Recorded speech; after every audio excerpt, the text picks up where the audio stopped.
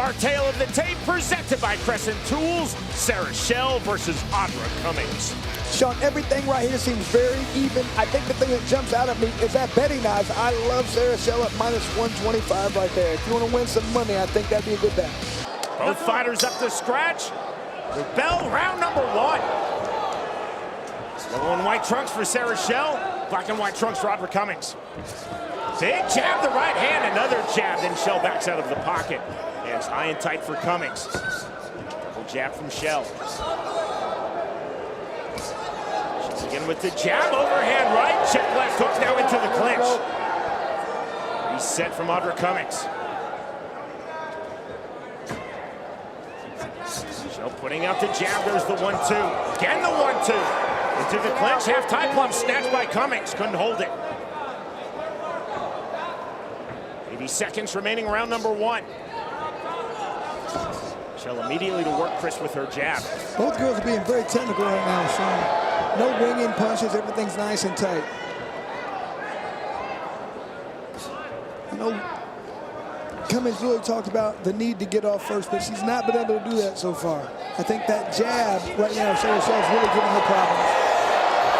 To the pocket, to the inside. Defensive half tie plum held by Cummings. Quick separation from referee Joe Doherty, right back to it.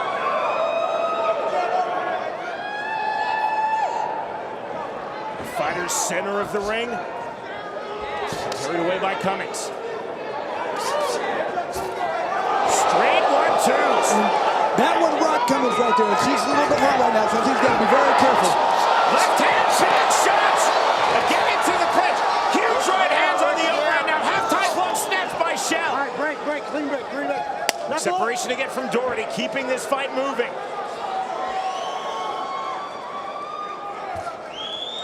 Back to the jab goes Schell. Everything thus far for Sarah Schell flowing off of the jab. Big right hand. That backs up Cummings again. Cummings trying to counter with the right hand. More big shots, straight right hand. That is the end of round one.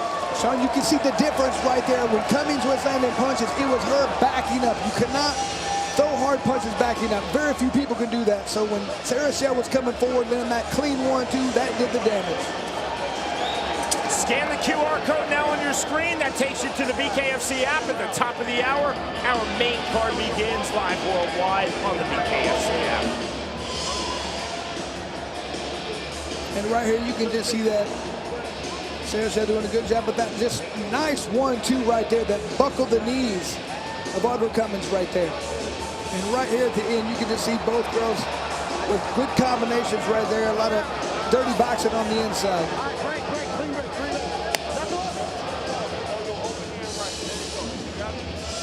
Felt like the difference what there was Sarah Schell had a very nice, crisp, clean jab that really dictated the pace of that round. First up to scratch, Sarah Schell. Now joined at the scratch line, 3 feet away by Audra Cummings. Audra Cummings was accurate when she said she needed to get off first. She hasn't been able to do that so far. Round number two we go. She's really not stepping into her punches. And that's where Sarah Schell's excelling. She steps in really well with that 1-2. There was a 2-3 a moment ago. The overhand right, then the hook from Schell. To the jab. More big shots to the head from Schell coming forward. Smear of blood under the nose of Cummings. 25 remaining round two. See, when Audra Cummings throwing that jab, she's not stepping in. There's really no chance of that landing. She's just kind of throwing it to throw. It's more of a defensive measure, really. Big shots again. Stepping in with the left hand, overhand right, another right hand, back down goes Audra Cummings. Mandatory 8 count from referee Joe Doherty. Beating the count is Audra Cummings. Audra Cummings. Joe Doherty will not let this fight continue. And the win in her BKFC debut for Dr. Sarah Schell. And you can see right there, Audra Cummings basically said no more. She didn't want any more. That she got rocked right there. Probably the smartest thing was to just stay down right there because she didn't seem to have an answer. She was continuing to back up, kept getting hit with those power shots. And you can just see the difference. If one person's coming forward, the other's backing up. I don't care if you're throwing. When you're backing up and the other person's coming forward, you're going to lose that battle every time. And just look at these nice, straight, clean punches for Sarah Shell. These are two intensely likable people, Sarah Shell and Audra Cummings. Cummings was certainly game. She just did not have the answer defensively to that onslaught of punches that really began early stages of round number one. Everything flowing off the jab from Shell. She was throwing straight twos, overhand right hands, the check left hooks. That was a quality performance. And BKFC's women's 125-pound division continues to get deeper and deeper, Chris. Sarah Shell said she wants to stay active with us too. She wants to continue to fight for us and be busy. So hopefully we can find another fight for her very quickly. Well, in my career, I've commentated 2 PhDs. Now I've commentated a primary care physician.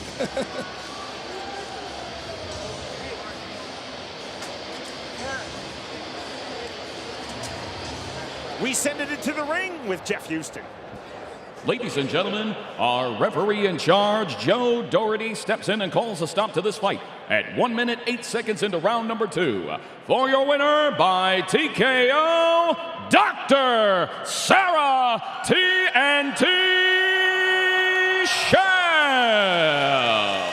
Like you just said, Sean, in a very deep division already, I think it just got a little bit deeper. Sarah Shell with those nice, crisp, clean punches and very calm, very relaxed. Seemed like a force to be reckoned with in the division. Forward pressure from the start of this fight. Straight punches all flowing off the jab. And the left hand proves to be the final fight of the night. The winner, by way of second round TKO, Sarah Shell defeats Audra Cummings.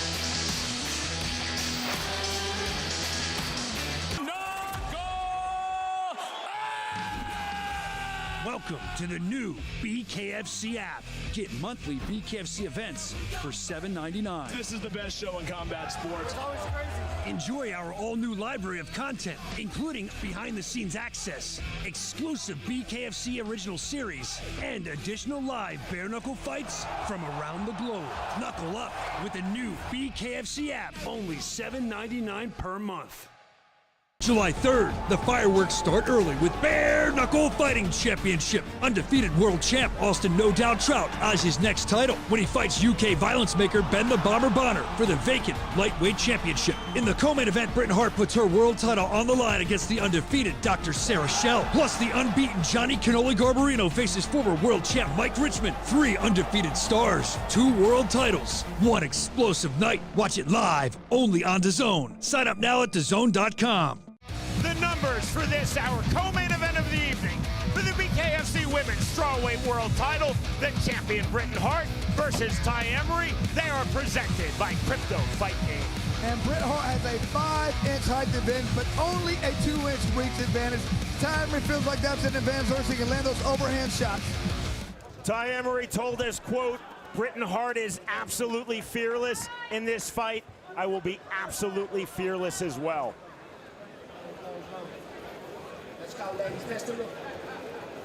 The American Britain Hart, the reigning champion. The challenger from Australia, based here in Dubai, Ty Emery. Both at the scratch, standing 3 feet apart. You ready? You ready? Round number 1. Fast start off of scratch for Ty Emery. She's in the white and black trucks. Big strikes from Emery. Multicolored trucks for the champion Britain Hart. There's the left hand from Emery. You can tell Ty Emery, one of her game plans, she has to make her opponent respect her punching power immediately. Long straight punches from Hart. Trying to stay on the outside, off of the jab, overhand right, looking for the entry again, Ty Emery. Emery on the right hand. Overhand right in reply. Straight punches forward from Ty Emery. Hart, you see the high shield guard landing the left hand. Hart extending the forearm from orthodox. Emery on the turn right hand. Hart trying to find her long jab, walking through that jab, Ty Emery. Ferocious start to this title fight. On the right hand, left hand.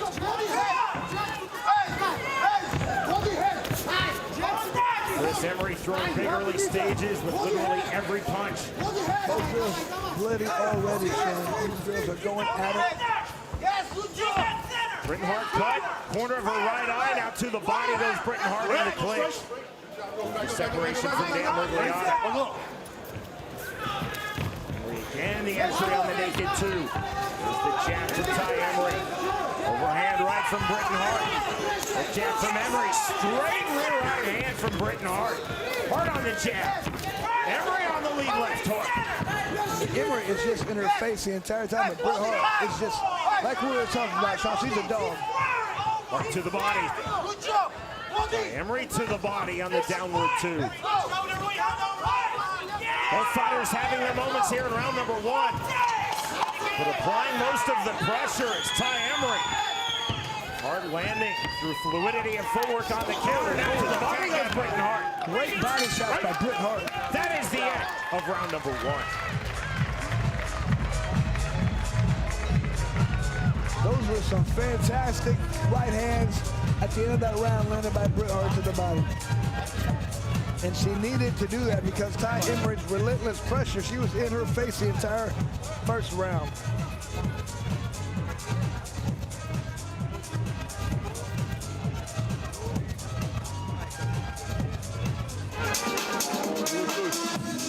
And that was one of the keys that Ty Emery had for this fight, was to land body shots.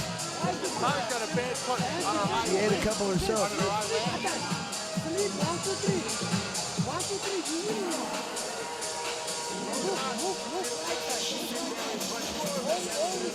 The Emery is cut in her left brow.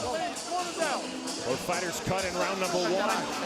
Set now for round number two. All right. Two of the best fighters in all of BKFC, two of the biggest personalities in all of BKFC. That start off from scratch for Emery in round two, just as she did to start this fight. Right hook. Long straight jab from Britain Hart. Overhand right again. Hart to the body. That was clever. Britt just throwing so many punches, making it difficult for Ty Emery to get in those power shots. Right hook landed from Hart. Emery walking through that to the mid-range. Hart trying to land on her back foot. Can't get off the mark from Emery. Hart trying to stay long on those straight punches. Emery trying to solve the distance to the mid-range. She's trying to get inside this time, but Britt Hart doing a great job of making her pay each time she tries to get close. Lead left hook from Emery. Straight 1-2 from Hart. Overhand right from Ty Emery. Overhand again. The inside, nearly an accidental clash of heads. We fight on left hand, right hand. On the straight hand now, Hart countering. Hart off the double jab. Emery resetting in the center circle. Hart again cleverly to the body. Sweeping left hook from Emery.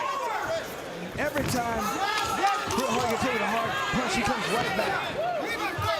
50 seconds remaining in round number two. We're now trying to mirror the hits of the champion Britain Hart, left hand. Looking left again from Ty Emery. She's trying to use that wide punch as the entry.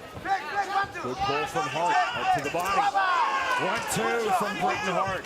Long and straight. Downward two from Emery. 1-2 again from Hart. Hart dipping her head to the inside. A side headlock. Inside headlock. Separation from Ligliana. Relentless forward pressure. Stalking from Ty Emery. Relentless on the multiple jabs. Britain Hart. Left hand. Big swing from Hart. Clipping left hook. The bell. That's the end of round two.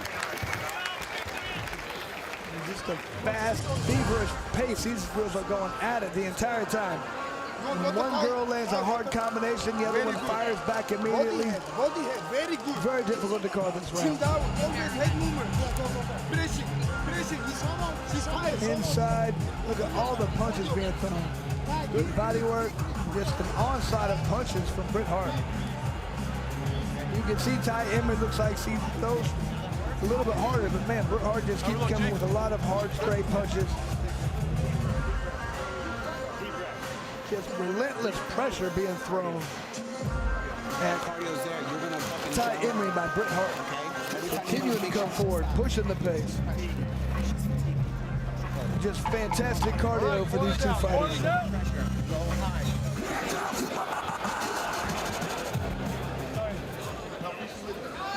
All right, go to line. Ready, ready. Britton Hart told us in our fighter meeting, constant in and out movement. There's been such relentless forward pressure from Ty Emery. Hart has largely been on the outside. Round number 3 fully underway. There's the right hand and the downward right hand to reply from Hart after Emery landed. Big punches again. The right uppercut. Both fighters continue to have their moments, Chris. Right pull back mid-flight. Ty Emery. Emery on the long jab. Hart on the lead left hook. Great jab from Britton Hart. Hart trying to stay at the full end of her reach. Emery continually trying to solve that reach of Britton Hart. 80 seconds remaining, round number 3. Forward again off the left hand comes the Australian Ty Emery. To race to the American champion Britton Hart. To the body from Emery. Side to side from Hart. Hard up the jab to the body from Emery. Chris, both fighters do literally everything well, and they're doing everything well in this fight. So fast, so accurate. So difficult to do with that kind of pressure, that kind of hand speed. Straight jab from Emery. Swing and a miss. On to the inside. There's the in and out from Britton Hart into the clinch. Tied one, snatched by Ty Emery. Good referee from Bergliano, letting that continue with a good jab on the exit from Emery. Good jab from Britton Hart. And that's been the difference. Emery's really starting to land that jab. That will set up that too. 20 seconds remaining, round number 3 of our co-main. Simultaneous jabs. There's the 1-2-2 from Britton Hart. Long jab again, more straight punches from Hart.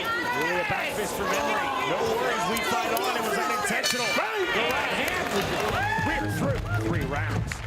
I mean, what a pace. I don't want, how many punches are being thrown each round? This is phenomenal. I cannot believe the volume that is being thrown. They're constantly throwing. It's got to be an exhausting pace.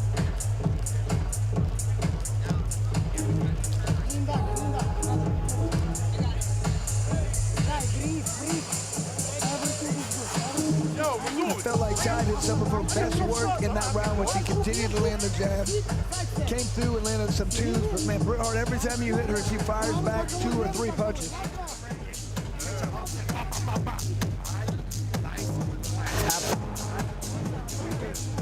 I know from the tail of the tape there was only a 2-inch reach advantage for Britton Hart, but it seems more. It seems like she's definitely the longer fighter.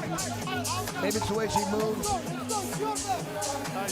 Not real sure, but it definitely seems to be more than 2 inches. Bergliano pulling both fighters up to scratch. Round number 4. Immediately forward off of scratch with the right hand comes Ty Emery. Emery to the body, Hart to the head with the right hand. Long jab on the inside, right hand and the exit. Big swings to start round number 4 from both the champion Hart and the challenger Emery. Mouthpiece out. Yo, give me one in the corner. I'm not good at this. It's not the mouthpiece. It's the hair tie. It's the delay. And look at Bergliano. He fixed it. That's impressive. Smile on the face of Dan Bergliano, right back to it. Moment of levity, right back to intensity for both. Double jab from Britton Hart. The left hand, right hand, there's the right hook from Emery. Emery on the long jab. Blood flowing freely. Hard cut, corner of her left eye. 120 remaining, round number 4, big right hand. Downward 2 just off the mark from Emery. Straight jab from Hart. Emery continuing to time those naked 2s, the rear right hand without the jab on the entry, just like that on cue. And then the right hand in reply from Britton Hart on the turn. And nobody can seem to really gain control of this fight. It's back and forth the entire time. But flowing freely now. The cut in the left brow of Ty Emery. Swing and a miss. Good sidestep from Hart. It's just that pressure the entire time. There's the right hand on the turn. Straight right hand from Hart. And Hart just countered. That was fantastic. She waited for a punch to throw a punch, and she countered with a hard right hand. Emery coming forward off the left hook. There's the jab from Britton Hart. Long-range jab from Emery. Both fighters back to the center circle. Forward pressure again. Turn step from Britton Hart off the right hand. Jab to the body from Ty Emery. You're seeing a skill set from both Hart and Emery. You're seeing the creativity and striking and movement from both Hart and Emery. Laying here in round number 4. Right hands, right to the body as we move to the 5th and final round. Bret Hart seems to do a good job every round of landing the last flurry. Might make a huge difference in the judges. Might make no difference. We'll see. There's that 3-punch combination. Very good left hook. A good right hand. I mean, just so many punches being thrown at this point, Sean. So many punches being landed. The swelling in Ty Emery's left lid and the cut in her left eyelid as well. This is fortunate. This is the last round because I don't know if they can last too much with that high. Oh my! Are they duct taping that? I've never seen that before. Chris, I believe from Marcus Love, chief second of Britton Hart, that goes down as one problem at a time. Solve the issue of the loose hair. After this fight, then we'll solve how to get that heavy duct tape out of the hair. Probably best, Sean.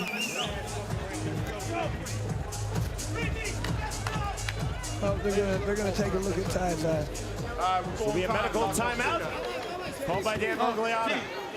Britton Hart will be sent to a neutral part of this BKFC ring by Mergliotta, and Emery sent to Dr. Donmuzzi.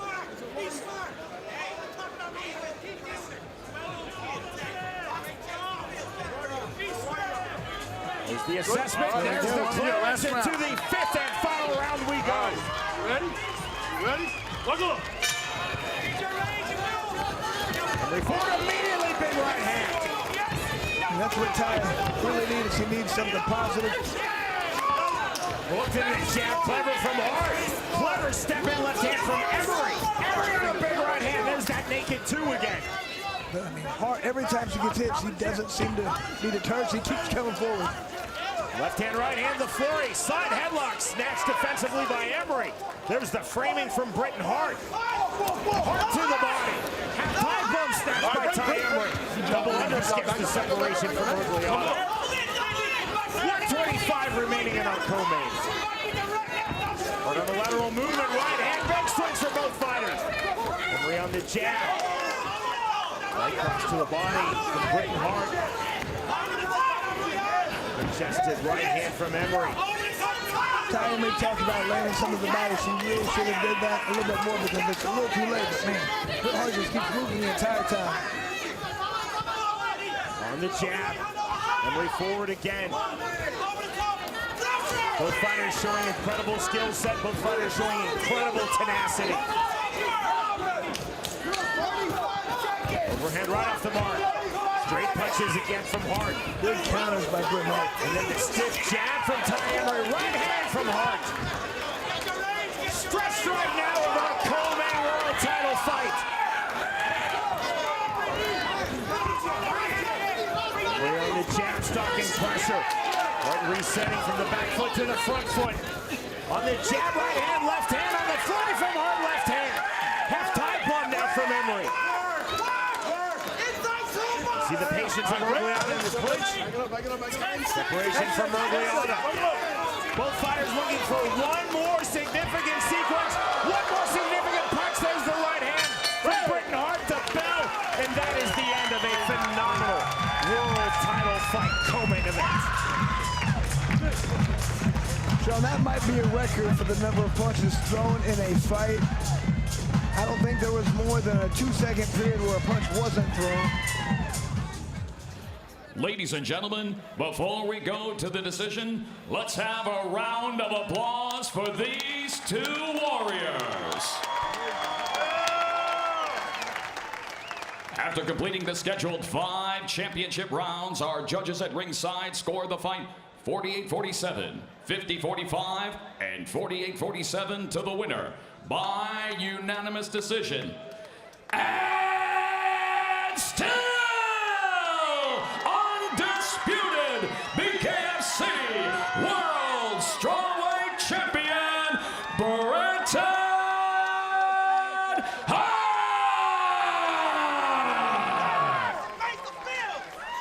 Bret Hart. Wow, you did it again. That belt's still around your waist. But when I look back at some of your fights, that has to be one of the best. How much respect did Ty Emery earn in that fight tonight? You know, she earned a lot. A lot of people said this was going to mean the most difficult, most important fight of my career, but it meant so much more to me for my opponent, for Ty, that she came in with that respect. Because really, that's all I wanted this whole journey and career. And to me, that was really gold in this co-main event, in this whole event here in Dubai. You know, we talked over and over about you asking for international, you get international, you get freaking Dubai, right? That's big. And not only did you get Dubai, but you came out and you showed out and you showed why you're one of the best, right, that's ever done this. What's this mean? What's this mean? That's it. I'm just not the best, and I'm here. I did it. I'm not, like, I proved it, and I earned it from you guys. I am the face of BKFC. Like, I don't know what else I have to do. I've been here 13 fights. I've begged for this.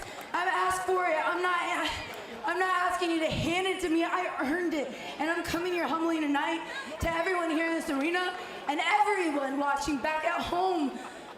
I want to earn your respect and love, and that's why I'm here. Not because I'm happy to be, because I'm here for a reason. Incredible, Bret Hart. Ladies and gentlemen, the champion, Bret Hart. That was special. And Bret Hart proving once again why she's on a different level from all these other competitors. Just hard-nosed, tough. You cannot take this. She wants it too bad, Sean. 3 rounds to 2. 5 rounds to 0, 3 rounds to 2 from the 3 judges scoring ringside here in Dubai, all for Bret Hart. Bret Hart now 10 wins in BKFC and 4 successful title defenses of the BKFC women's 115-pound strap. Ty Emery was outstanding in defeat. Bret Hart brilliant in victory. The winner by way of unanimous decision, Bret Hart defeats Ty Emery. Welcome to the new BKFC app. Get monthly BKFC events for $7.99. This is the best show in combat sports. Enjoy our all-new library of content, including behind-the-scenes access, exclusive BKFC original series, and additional live bare-knuckle fights from around the globe. Knuckle up with the new BKFC app, only $7.99 per month.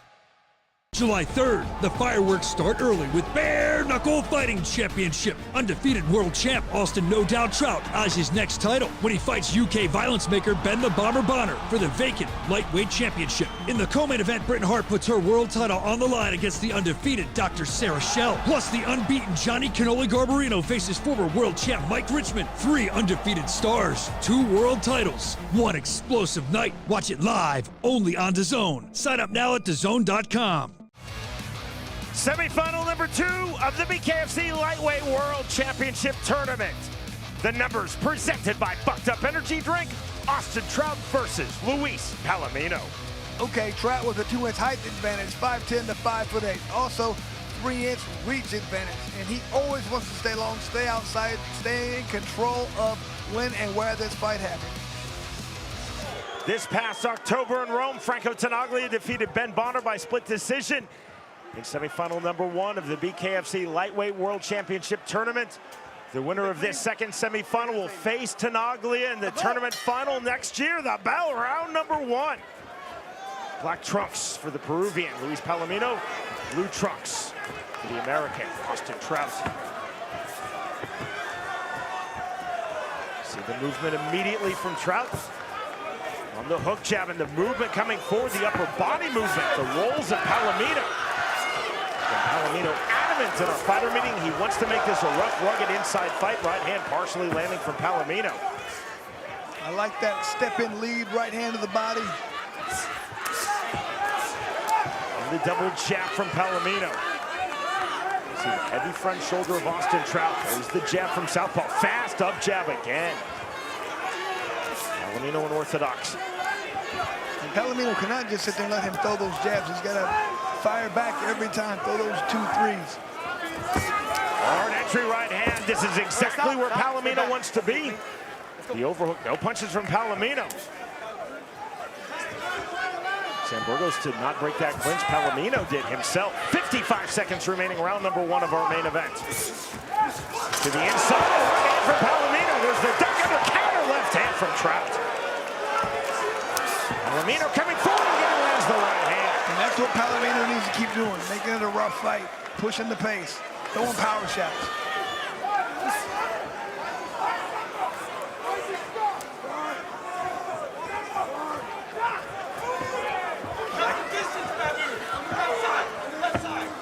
Feint step from Austin Trout. Trout now to the mid-range. Hard left hand from Palomino. The right hand on the inside. Palomino on the over-under in the clinch. There's the separation ordered and received by referee Sam Burgos. Make it 2 to the body from Trout. Palomino down to the canvas goes Luis Palomino. Ruled a slip immediately by Sam Burgos. We move to round 2. Sean, that was ruled a slip, but sometimes that can affect the judges. See one guy going to the canvas, the other guy not. And that, once again, that was a pretty close round. It's easy. Cut the distance. The left side. When you go to the left side, you're going to get him. It's Pacheco versus Sancho next Saturday. Coming your way live on DAZN, the global home of boxing. Now you matador, you know? Look at him. He's like the gun. He's like the gun. Yeah. Cut the distance. You champion live. Guys, to stop the walk. Stay smart, okay? Control face. Control face. Okay? Seconds out. Blue, copy. Double line. Red, copy. Double line. Sam Burgos waiting for the ring to clear. The call of knuckle up, round number 2. Palomino immediately to the jab. Trout staying on the heavy front shoulder. Now the level changes, the sweeping right hand from southpaw. These are 2 exceedingly, not just skillful, but fast fighters, offensively and defensively, Chris. It's that right hand that Palomino needs to keep landing as he steps forward. When he gets this up, there it is. Right hand lands again, overhand left just off the mark from Palomino. Trout now heavy into the clinch. Trout lefts to the body. Double underhooks from Palomino. Trout talked to us in our fighter meeting about working extensively in the clinch, really starting to feel a high level of comfort there. Palomino with his 43 Pro MMA bout pedigree, obviously extremely comfortable in the clinch. Left hand just off the mark on the 2 from Trout. Palomino circling to the center circle. See the flick jabs of Trout. Trout to the body. Palomino, there's the duck under. Once again, Palomino needing to go to the body. You can't throw at the head. Of a guy like Trout, he's going to be out of the way. The body's hard to move. His head is easy. Double jab from Austin Trout. Neither landed. Keeping Palomino at bay. Palomino to the inside. Took the left hook from Trout and resets. Palomino though took that well. The right hand. Big left hand. Palomino to the inside. Trout being elusive. In the center circle. From the half-tie plum goes Luis Palomino. Heavy on the turn to the canvas goes Austin Trout.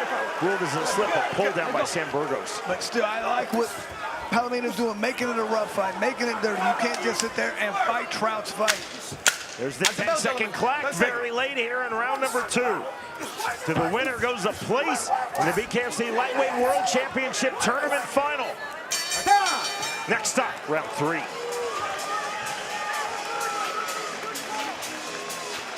Trout still doing a good job of controlling everything with that jab. When Palomino steps in and unloads with that right hand, it works. He just has to do it more often. The only time he's landing anything is when you go straight at him. Bobby Benton, Chris Hernandez in the corner of Austin Trout. And here's Palomino stepping in, throwing that right hand. That's exactly what he needs to do. Every time that jab is coming, step outside, throw the right hand, push his opponent backwards. No stop. No stop. Release the score. Here's Cyrus. So I was just in the corner of Luis Palomino, and they said they want to see him relax and open up, or they want to see more action. They feel like he's holding back, and they want to see him go on the attack, more offense. We'll see if he does here in this next round. Blue mouthpiece. Hold the line, gentlemen. To round 3 we go. Trout by design taking himself backwards off of scratch to start round 3. Again, the heavy front shoulder from southpaw. Hands high and active in ortho for Palomino. The inside, tuck under from Trout. Once again, Palomino throwing those headshots, throw the body. There you go. There's the right hand from the Peruvian-based here in Florida, Luis Palomino. Don't hold to get out of the way from that body shot. Under again from Trout. Trout on the flick jab. Stalking pressure now, Palomino to the pocket, left hand to the body goes Palomino. The turnout from Austin Trout. 80 seconds remaining round 3. Feint on the level change from Trout. Right on the left hand, fast jab.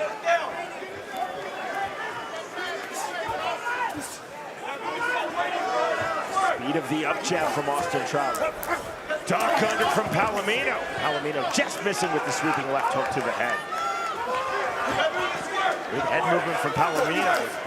Avoiding those 2 jabs of Austin Trout. And on the underhook goes Palomino. And back to it from Sam Burgos. 45 seconds remaining round 3. To the body from Trout. Trout still doing a great job throwing the jab early and often, trying to control the range, doing a good job. All right, stop, step back, let's go. Trout resetting in the mid-range. Palomino coming forward, misses with the right hook to the body. Duck under from Trout, there's the turn. A duck under right back from Palomino. Trout to the inside. Let's go, let's go. Stop, stay back, let him go. Let's go. Trout nearly initiated that clinch. Right, and misses from Palomino. Hard jab, jab right back after Trout landed. Palomino throwing the jab. Stalking pressure now from Trout. Austin Trout turning up the pressure. Final seconds of round 3. We move to round 4. Looked like Palomino tasted something he didn't like in that exchange. Cut to the eye. Yep, left eye, you could tell. You hit with something, he backed him up. See that slice in the left brow of Luis Palomino. Also the cut under Palomino's left eye. Just a nice little left hand. I'm gonna call time, we're gonna come in, we're gonna go. Just a jab that did the cut. That's all it takes. You can see immediately Palomino having problems. We are going to get a medical timeout. Dr. Don Muzzi, the chief medical officer of BKFC, is on the apron. So Sam Burgos is going to call both Austin Trout and Luis Palomino up to scratch. Palomino is going to be sent to Dr. Muzzi. Trout will be sent to a neutral part of the BKFC ring. There's the time. And here's the medical assessment. The issue is the left eye of Luis Palomino.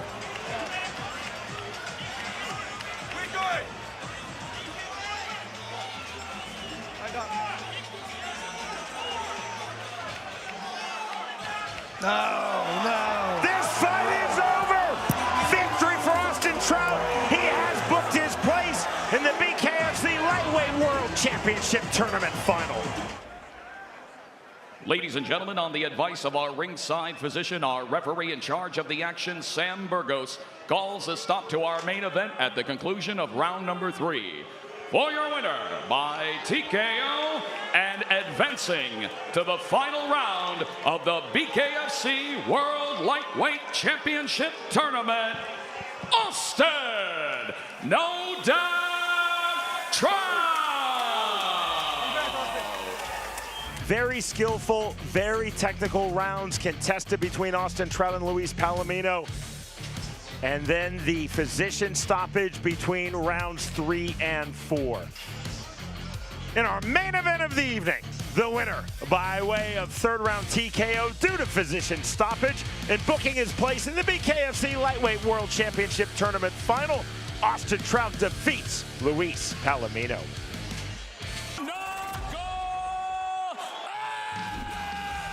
Welcome to the new BKFC app. Get monthly BKFC events for $7.99. This is the best show in combat sports. Enjoy our all-new library of content, including behind-the-scenes access, exclusive BKFC original series, and additional live bare-knuckle fights from around the globe. Knuckle up with the new BKFC app, only $7.99 per month.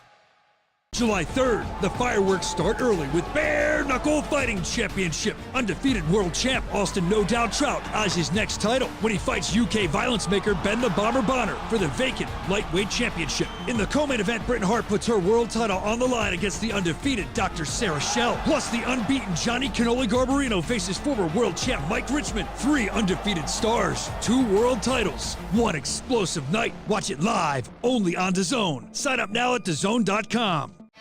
Here we go with the BKFC Lightweight World Title Eliminator. Our tale of the tape is presented by Mesa and Associates for Ben Bonner versus Tony Soto. Sean, one of the best fights last year. You can see why just from the tail of the tape, almost identical, 1-inch height difference. Favoring Bonner, that's it, exact same reach. Fantastic fight last time. I think it's gonna be the same tonight. The winner of this bout will face Austin Trout later this year for the currently vacant BKFC Lightweight World Title. All right, gentlemen, let's keep it clean, all right? Both fighters up to scratch. Round number 1. Step off from scratch immediately for the American from Brooklyn. He's in the gold and black trunks, Tony Soto. White and red trunks for the Englishman from Middlesbrough, Ben Bonner. On the jab, couldn't find it. The jab not there. So they're staying elusive. Early stages on the outside. Jab, Bonner on the good pull. Bonner now forward on the right hand. Swing and a miss to the body from Ben Bonner. It's high and tight for Tony Soto. Fast jab, then the 1-2. Bonner on the check hook. Both fighters phenomenally quick, Chris. Oh, absolutely. This is like 125er speed with 185-pounder power. Especially that's what Bonner believes in his power. Feels like with having a full camp, he can throw hard the entire time. 2 world-class fighters. There's the jab. Jab again off the mark. Soto staying very fluid. On the outside, right hand off the mark. They're coming forward into the middle, straight to the body, right to the head. Good head move by Tony Soto. 50 seconds remaining, round number 1 of this world title eliminator. Soto pulling back the right hand, swinging this with the left hand right to the body. Acknowledged as such as Soto stuck out his tongue. Right hand to the head from Bonner. The left hand. Soto now coming forward. This is where Soto told us he wanted to be for a large portion of the fight in the clinch, but inactive. Restart from referee Nick Behrens. There's the check left hook, landed from Soto. Soto now to the body. Double jab right back from Bonner. Bonner on the double jab again, 1-1-2. See the footwork, the ease of the back pedal from Tony Soto. These are 2 great offensive fighters and 2 great defensive fighters. Late here in round number 1, the hand fighting. Separation again from Nick Behrens. The call of knuckle up from Behrens. The bell. We are through the opening round. Good feel-out round for both guys trying to establish that position. 5 openings, look for easy shots, but nobody's giving any easy shots. I tell you he wasn't going to come flying out that round, didn't I? Didn't I tell you? I knew he wasn't going to do it. His hand. Never mind about the floor. Keep on that jab, right? Keep on that jab, nice and sharp and tight. Good. There you go.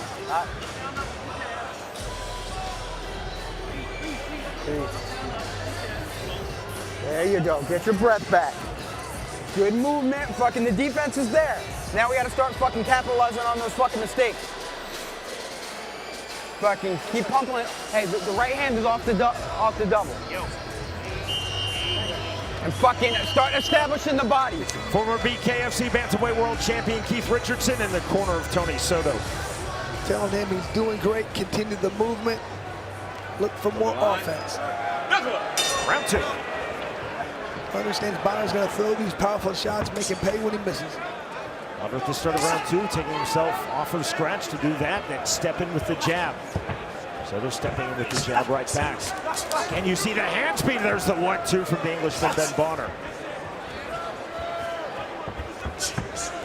The jab from Bonner. Good pull back from Soto. Fast hand speed into the clinch from the American Tony Soto. Watch it, you all right? Soto almost a disruptive clinch, Chris. To the outside. Fast jab from Soto. Fast jab from Ben Bonner. 1:20 remaining round 2. Let your fingers extended too. Right? Don't reach it with the fingers though. Still in somewhat of a feeling out process. Both of these guys are so fast, it's hard to get into a good position without Within the mix, there's the counter right hand again, the left hand into the canvas goes Tony Soto. Ruled immediately and emphatically by Nick Behrens as it slipped. He's trying to move, he's trying to get out of the way, his foot got caught up. No protestation from Ben Bonner. 50 seconds remaining round 2. To the body, not there. To the head, not there. There's the right hand. Partially lands from Soto to the inside. Soto on the overhook. See the patience of Behrens. There's the hand trap from Bonner. That gets the separation. And you can't grab the hand. They're going to stop that every time. Inside right hook. Jab to the body from Soto. Soto starting to find that jab to the body of Ben Bonner. Soto on the overhook. Fix it, fix it, fix it. Soto adjusting his trunks. Clean it up, guys, clean it up. And the left hook. Some good head movement by Tony Soto, ducking down low, making it very difficult to hit. You think Bonner's going to have to throw the uppercut. From the underhook, the bell, we go to Cyrus. The winner of this fight to face Austin Trout later this year for the currently vacant BKFC lightweight world title. The rematch, Ben Bonner versus Tony Soto, round 3. Soto to the inside into the clinch. Bonner relentless right hands to the body in the clinch. Once again, I'm liking Tony Soto come in with that underneath with his head movement. He needs a fire as he comes up. Bonner on the fast jab. Bonner pumping the jab. So they're trying to walk through it. Pumping his own jab now, Tony Soto. The third jab landed in sequence. You can't just throw one jab, multiple continuing jab. Short left hand. Overhook from Tony Soto. Lots of low shots. Soto in the clinch, trying to stay heavy, but Bonner again throwing the right hand as Soto initiates the clinch. 1:15 remaining round 3. Good. Soto turning out.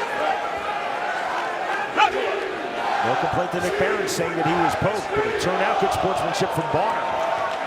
Right back to it in the center circle from both men. Fingers, fingers. Bonner again on the jab. Nick Behrens telling Ben Bonner, make a closed fist. Do not extend your fingers outwards towards the eyes of Tony Soto. 2 swings, 2 misses. Good head movement from Bonner, but taking Bonner off his striking line is Tony Soto. Soto being more physical now. You see the overhook held.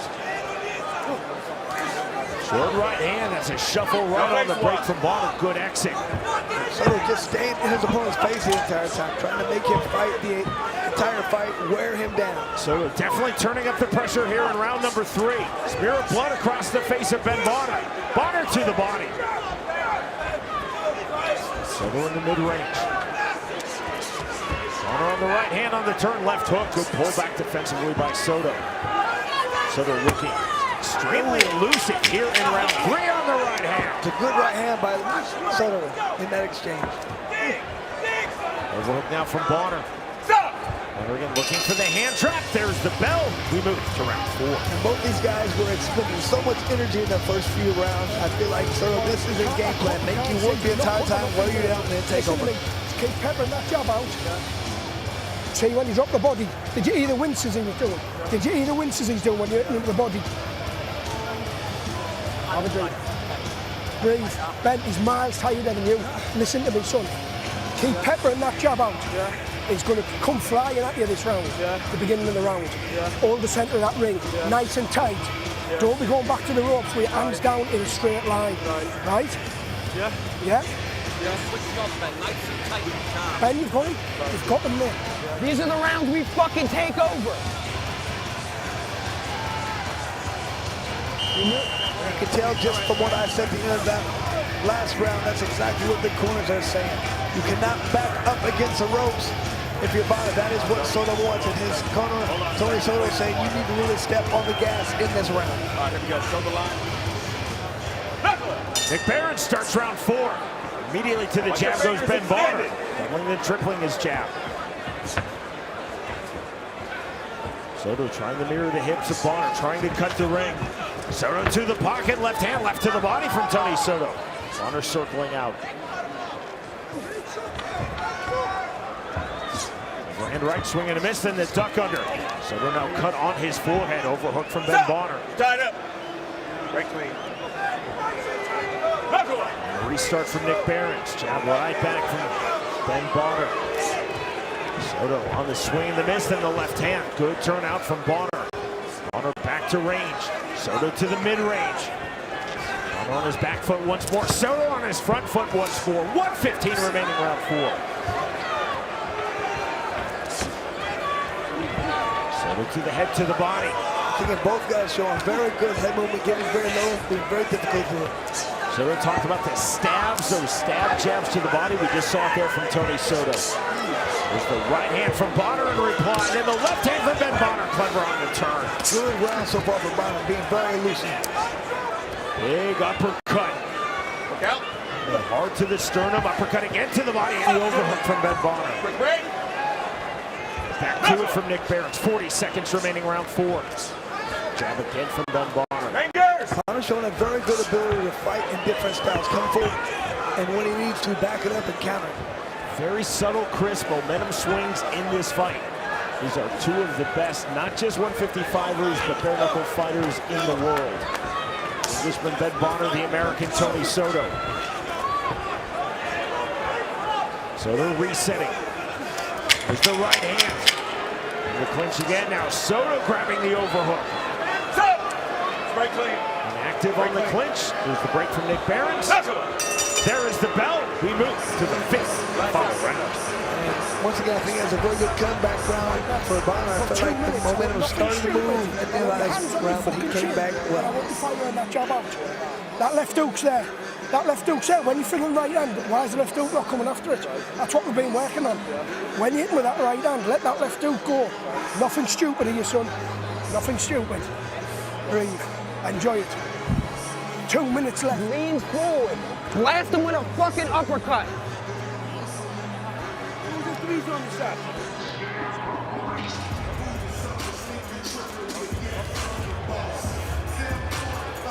Freaking, he's gonna fucking dip his head. Blast him with the fucking uppercut. Move your fucking feet, step in with those punches. Stop fucking chasing. And here the corner of Soto really needs him to come forward. Land some powerful shots. Wants to throw the uppercut. They feel like Bonner's head is down. June of last year in Texas. And Bonner and Tony Soto going the distance all 5 rounds. Bonner defeating Soto by unanimous decision. Tonight here in Pennsylvania, we are sold out in Philadelphia. 5th and final round in the rematch. Ben Bonner versus Tony Soto. Soto on the jab. Smear of blood across the forehead of Tony Soto as we start round 5. Doubled and tripling his jab is Ben Bonner. Both fighters have been so active, so quick with their jabs. On the other side of that, they've been so elusive with their head movement. Very good with the head movement has been one of the keys. We go to Cyrus ringside. To talk to former bantamweight champion Keith Richardson, he said it's all about the uppercut for Tony Soto. He has to land the uppercut here. That's going to be the key to victory to beat Bonner. In the clinch, overhook from Tony Soto. They definitely believe Bonner dropping the head, very hittable in that position. So just has to throw it. Bonner continually throwing the right hand. That's been a theme throughout this fight. As Soto hits that overhook, initiates the clinch. Bonner has been relentless throwing the right hands in those sequences to the body. Jab to the body from Bonner, then the right hand. Bonner coming forward again. Hook down the separation from Barrett. Getting late in this fight. BKFC lightweight world title eliminator. Austin Trout awaits the winner. And that fight will be for the currently vacant BKFC 155-pound world title. 40 30 seconds remaining, fifth and final round. I know the crowd's moving. He's doing some good work on the inside. On the left hand, right hand, there's the overhook from Ben Bonner. Driving pressure from Soto, putting Bonner against the ropes. Bonner trying to turn out. Soto very heavy, not playing to our camera. Soto on the left hook. Like Bonner feels like he's done enough to win this fight already. Right now, guys, short time. Overhook from Soto. Bonner again to the body with the right hand. Good fight. Good fight. Ladies and gentlemen, after completing the scheduled 5 rounds, our judges at ringside score the fight 49-46, 48-47, and 49-46 to the winner by unanimous decision, and will now challenge for the vacant BKFC World Lightweight Championship, Ben the Bomber Bonner.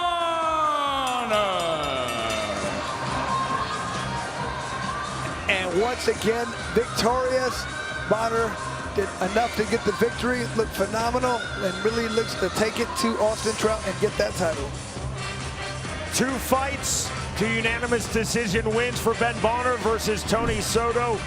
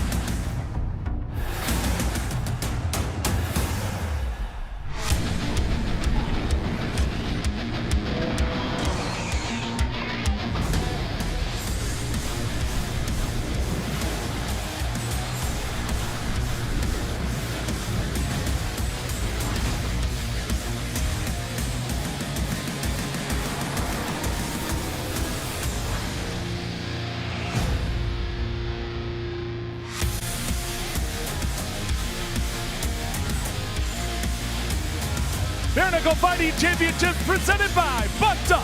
Feel like $1 million. Welcome to Philadelphia, Pennsylvania, the birthplace of liberty. 250 years ago, they signed the Declaration of Independence, and tonight it is U.S. versus England once again.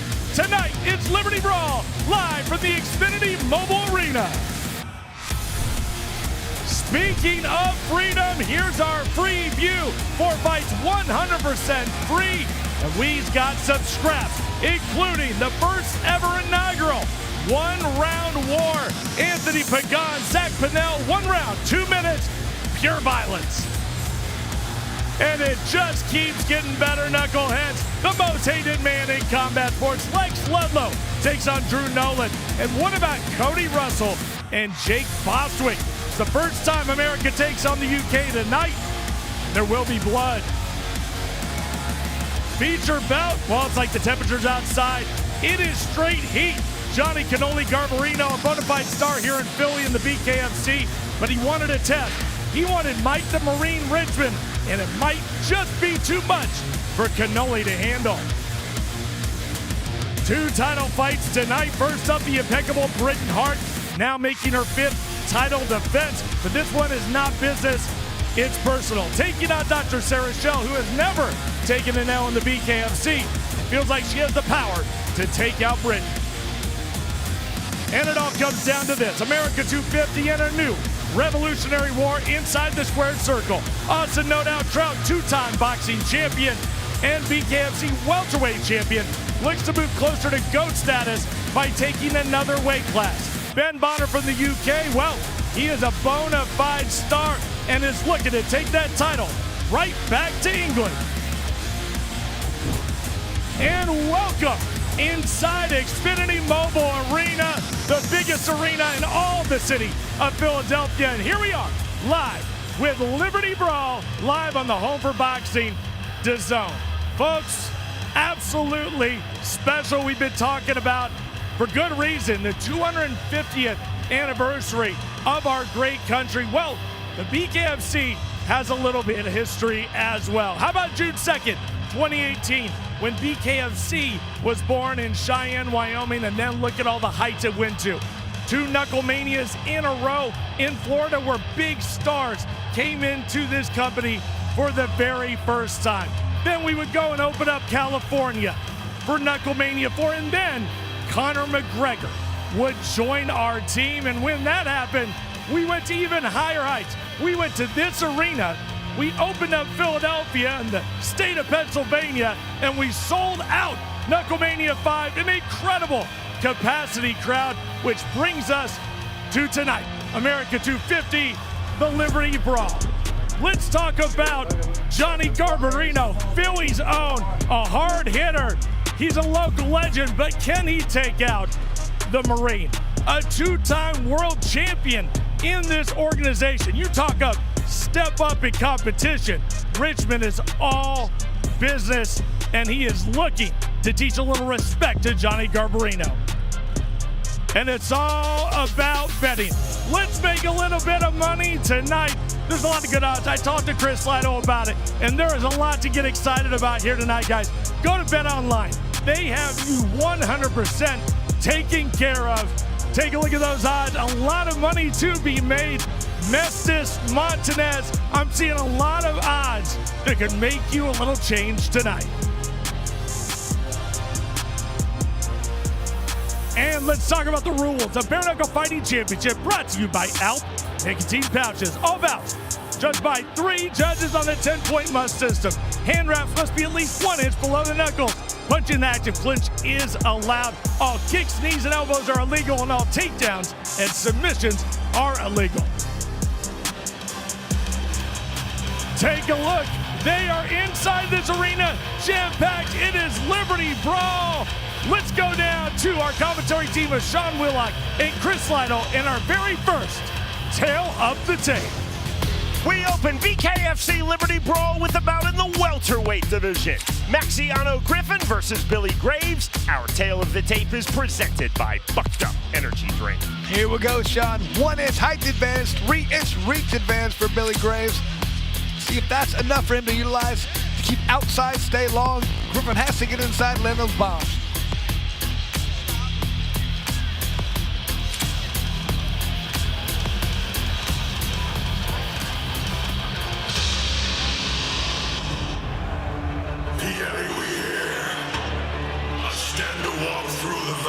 This is the BKFC debut for Billy Graves.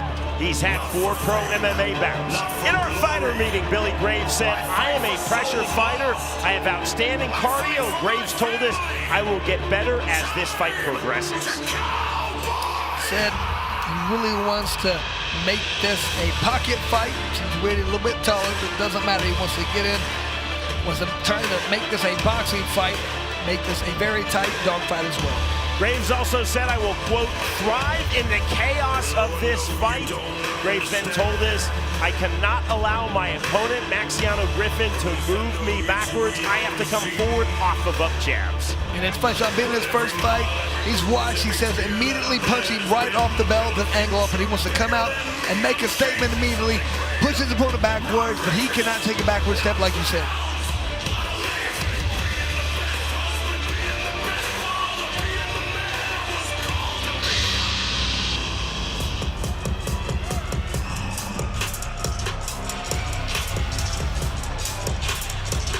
Fighting here in his home city, Philadelphia, this is the BKFC debut for Maxiano Griffin. He's had 1 in pro boxing, 6 is an AMI in MMA. Griffin in our fighter meeting said, "I am, quote, a classic brawler. I will keep moving in and out." Griffin said, "I will quickly establish my jab and then turn up the pressure off of my jab." A lot of movement, circling in and out motion, doesn't want to clinch. He wants this to be a boxing match, go to the body. Also says if the opponent throws, lazy jab, he's parrying it and coming right back with his own right hand. Griffin also told us in our fighter meeting, "I absolutely cannot be stationary. I have to utilize footwork. I have to utilize excellent timing." And Maxiano Griffin said, "Once I start to land my jab, I know that I'm in full control of this fight." Sean, I saw this guy in the Trouts. He flew all the way down to Nashville, Tennessee. That tells me he really wants to be here. One of the reasons we put him on. To get our evening started from Philadelphia, we send it to the always outstanding Jeff Houston.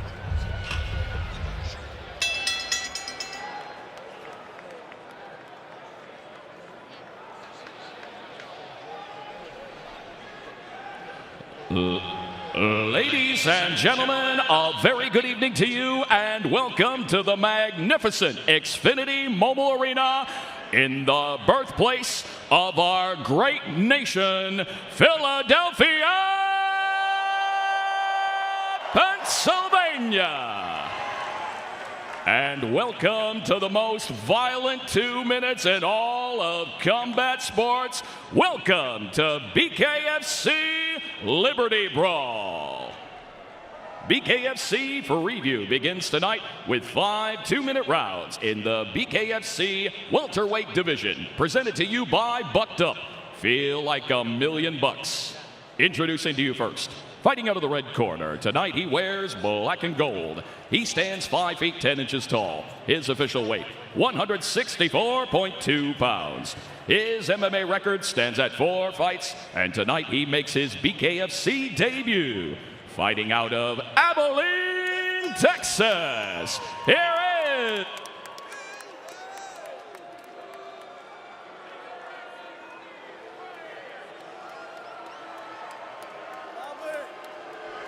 And across the ring, his opponent, fighting out of the blue corner. Tonight he wears black and silver. He stands 5 feet 9 inches tall. His official weight, 163.8 pounds. Tonight, he toes the line for the very first time.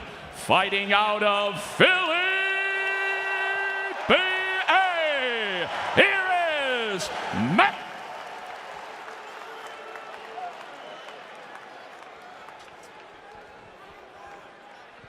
And our referee in charge of the action, Big Dan Morglio. Billy Graves told us, "I want to establish myself in the pocket, and then I will be evasive in the pocket." Dan Morglio bringing both fighters up to scratch. They stand 3 feet apart, round number 1. Black trunks for Maxiano Griffin, black and gold trunks for Billy Graves. 2. Hard from Griffin. 1-2, and then the overhand left big swings forward from both men. Graves to the inside right hand from Griffin. Griffin on the left hand, the right hand, and there goes Billy Graves. That's exactly what I saw in the trials. Griffin has good combinations, good evasiveness, head movement. He's shown it tonight. The assessment to restart from Dan Mergliana, and the left hand off of the canvas from Billy Graves. Graves is throwing bombs, Sean. Graves on the overhand right, now on his back foot, throwing that rear right uppercut. Maxiano, Griffin left hand. Big shot landed again from Griffin. 1:15 remaining, round number 1. We're scheduled for 3 at 165 pounds. To the inside comes Billy Graves. Griffin's starting to throw a little harder. He's landed accurately. I'd just like to see him continue to throw these accurate shots. Swelling under the right eye of Billy Graves. Graves dropped by Griffin in round number 1, the left hand, then the right hand. Graves off of the canvas to continue to throw big shots. Step in jab, now the step in 2 from Graves. 45 seconds remaining, round number 1. Short left hand lands from Griffin. Griffin's landing some good shots. Graves showing a lot of toughness. Stiff jab, knockdown number 2. And that's something we talk about all the time. A jab is enough to knock you down here at BKFC. Mandatory 8 count. Given to Graves by Dan Mergliana. Right back to it. Graves cut in his left lid. Swing and a miss, lead left hand from Graves. Round number 1. Maxiano Griffin. Thus far, he has worked through a few big shots, and he has landed 2 clean knockdowns of Billy Graves. Being said, Graves is still throwing extremely hard. Overhand right, just off the mark from Graves. To the inside, to the bell. Round 2 next. Very good first round for Maxiano Griffin. He looks very good.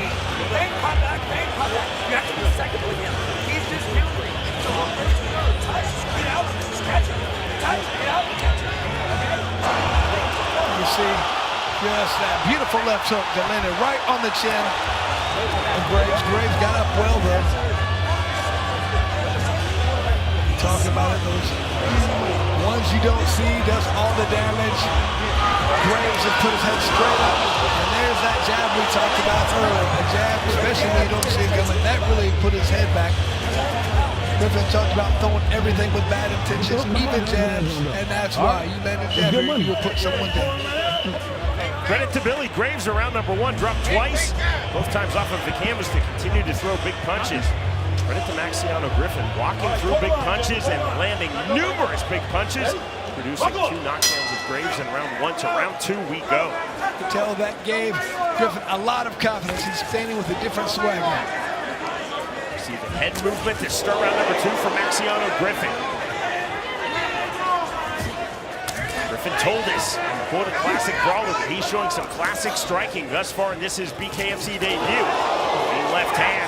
He's going forward relentlessly comes Billy Graves. Rear right uppercut. Misses from Griffin. Stiff jab from Maxiano Griffin. And double jab from Graves. Graves is really starting to land some powerful shots. Griffin has to be very careful. He can't get wild. Swelling under both of Billy Graves' eyes. See the head fake and the check left hook from Billy Graves. Graves to the body right hand. Griffin on his back foot at this point. Graves is coming forward with powerful shots. Graves trying to fully switch the momentum of this fight. There's the clean right hand. On the left hand, big left hand, trying to snatch the momentum right back, Maxiano Griffin. And that's a good job. Maxiano has to do that at this point. He cannot let Graves continue to come forward. Max needs to get out first. Griffin working off of the jab, but from his back foot. Continual forward movement from Graves. Graves dipping his head, step in jab from Billy Graves. Getting late here in round number 2. See the circling of Griffin, the mirroring of the hip from Graves on the counter right hand. Knockdown number 3. That one looks like it hurt him more than the other one. He walked right into it, head got put back, but showing just extreme toughness. Graves continues to get up the front. Right back to it from referee Dan Mergliana. Both fighters in the center circle. Graves to that point was having a strong round, but Griffin now a very strong round 2. His second knockdown of Graves in this round. His knockdown of Graves in this fight. Graves is hurt, Sean. He's going to get out of this round, I think. He's hurt. The assessment, the clearance from Mergliana.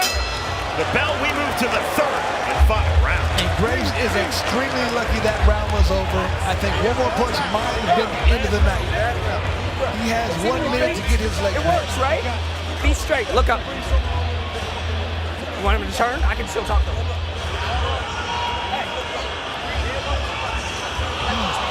2-punch combination. So big left hand, right. Both those things. That one hurt him worse than any. That was just a jab, but I think he was still hurt from the first knockdown. That is the second jab that Griffin has learned to get the knockdown. Confirmation, the third and final round is upon us. Maxiano Griffin versus Billy Graves. BKFC debut for both fighters. First up to scratch. Start the third and final round. Maxiano Griffin. Now up to scratch, Billy Graves. Medical timeout called by referee Dan Mergliata in the first appearance of the night. Chief Medical Officer BKFC, Dr. Nonmutsi, working this evening in conjunction with the excellent medical staff of Philadelphia and indeed Pennsylvania Athletic Commission. Glad they let this fight continue. Is good so far. Round three. Graves still throwing hard punches. He was really starting to do well that second round, but it changed on a dime. Active hand movement. Diversionary hand movement of Maxiano Griffin to start the third and final round. Step and jab from Graves, not there. Graves has had his moments.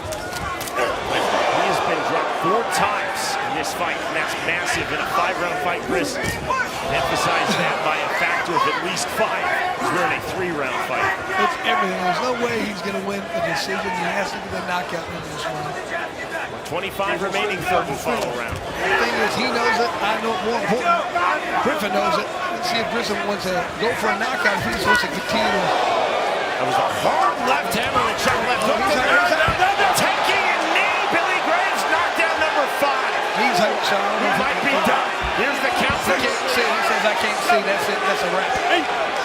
See? He says he can't No see. mas. This fight is over.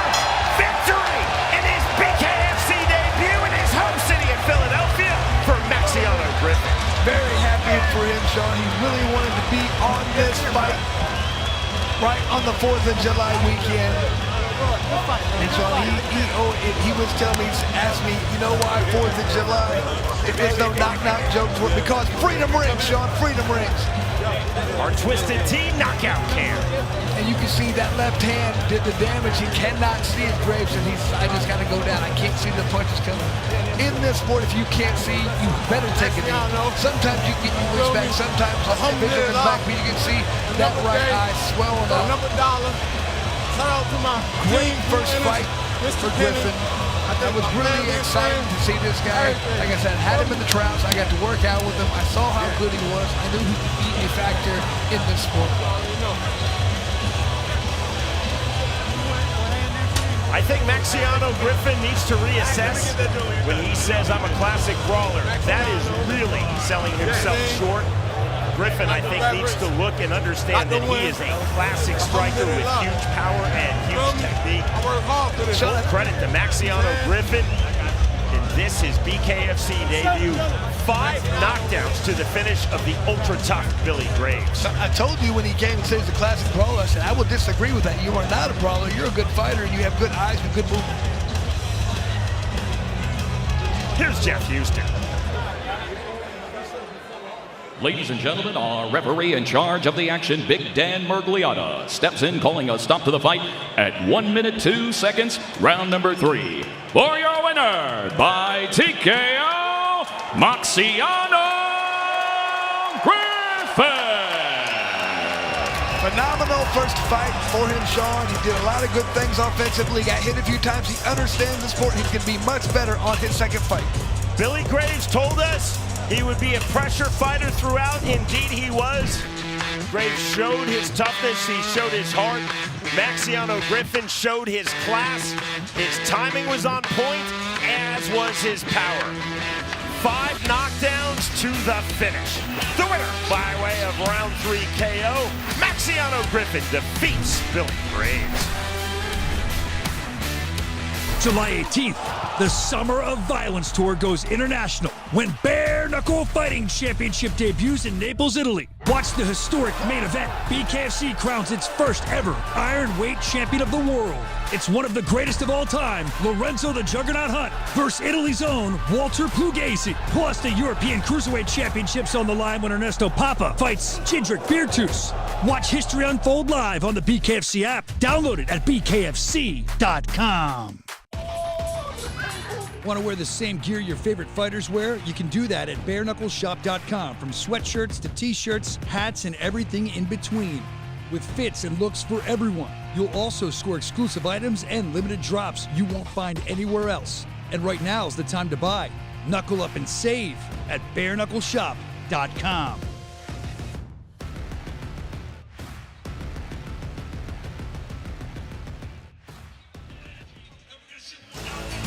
To the light heavyweight division we go. Nick Willey versus Eric Westbury. Our tale of the tape is presented by iHeartRadio. And Westbury significant 5-inch height advantage, 6-inch reach advantage, and he needs to use it. Willey wants to get inside, utilize that clinch. Westbury's got to make him pay and move laterally.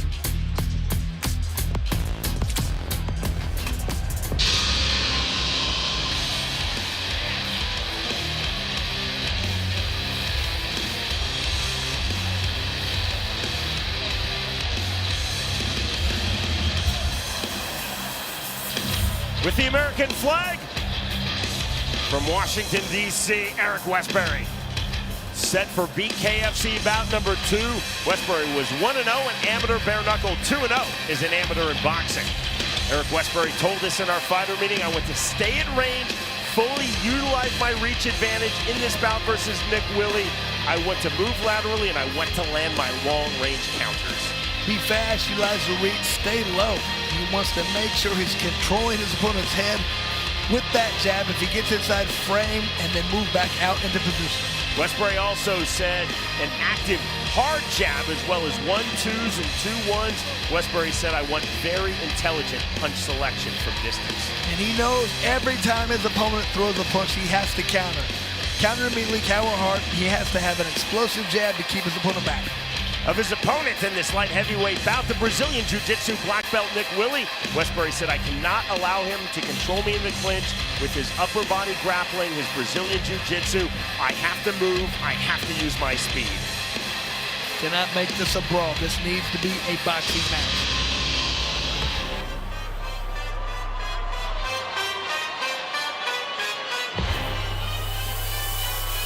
From Oxford, Pennsylvania, Nick Willey. Set for Bare Knuckle Fighting Championship bout number 1. He's at 4, is a pro in MMA.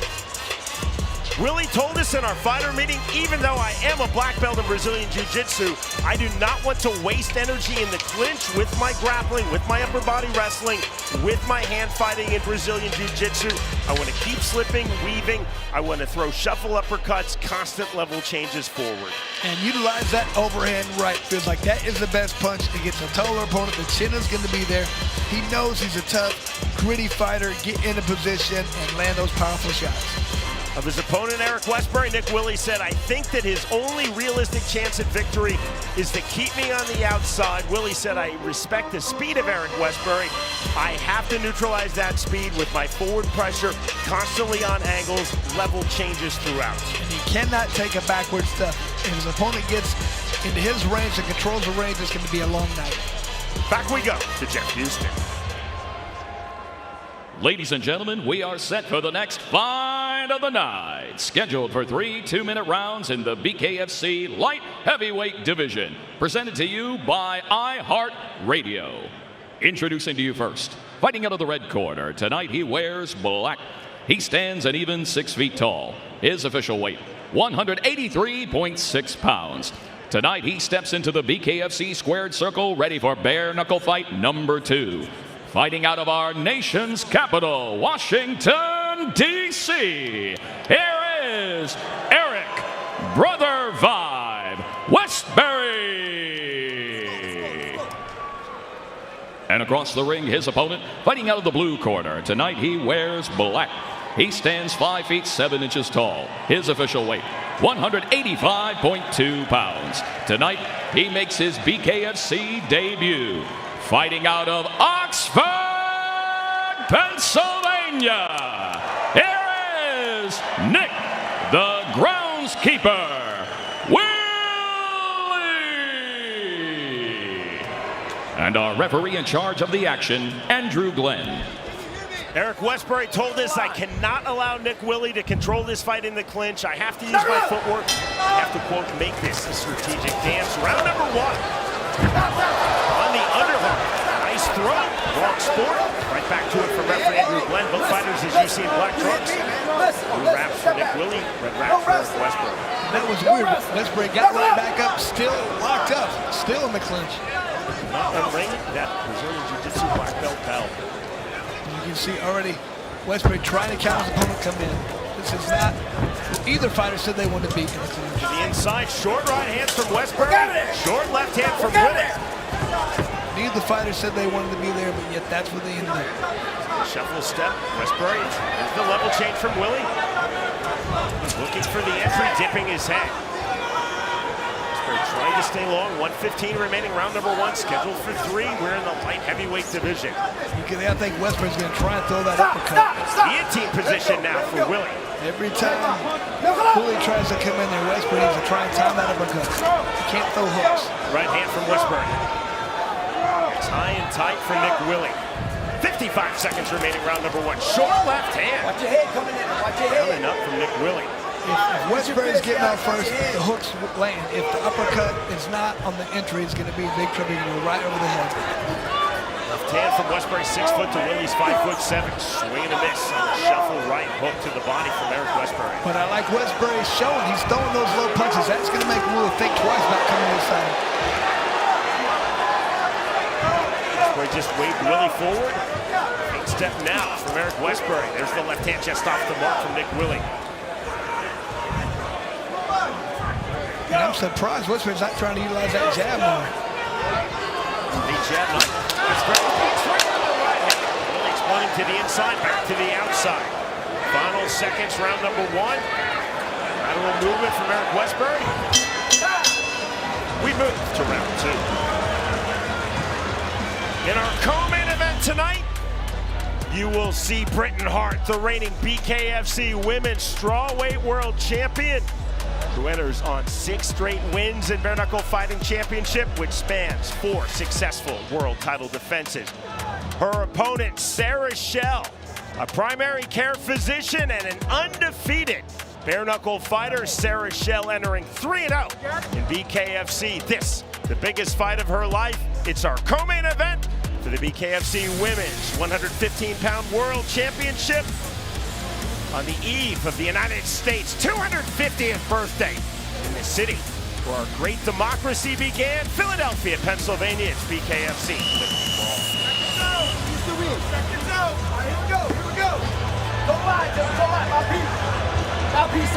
Round number 2, Nick Willie versus Eric Westbury. Step off from scratch to start the second round from Eric Westbury. Willie to the inside. Both fighters to the canvas. Double slip. Willie sucked by referee Andrew Glenn and right back to it. See if Westbury starts trying to get off and land the jab more. Still throwing those hooks. He needs to throw uppercuts when he comes up. Trying to find his jab. Tipping his head again, Nick Willie. Willie coming in throwing powerful shots, and when they land, they do damage. He needs to try and get him coming off that jab. You can't just come throwing overhands and left hooks. Throw the jab to get in position and then under those powerful shots. See Westbury trying to time the jab of Willie, trying to parry it and then return. The overhook to push away from Westbury. Right back to it from referee Andrew Glenn. To the inside comes Nick Willie, working from the underhook now on the underhook turn. Heavy pressure to the inside from Willie. Short left hand. Almost a whizzer position now from Willie. Willie landing big. Strongest sequence of the fight for Nick Willie. Clinch now inactive. There's the separation from Andrew Glenn. Willie is cut on his forehead. Westbury needs to try to get off first and land some combinations, some powerful shots. He's waiting for his opponent to come in and go hooks. The measuring now of Westbury.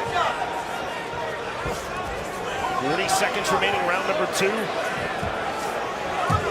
freely as Willie cut on his forehead above his left eye. To the inside, short right hand. Westbury resetting on the outside. 25 seconds remaining, round 2. Second cut is formed on Nick Willey's face, bridge of his nose. Westbury just waiting to counter still. I can see him trying to get off first. He's not doing much in these sequences.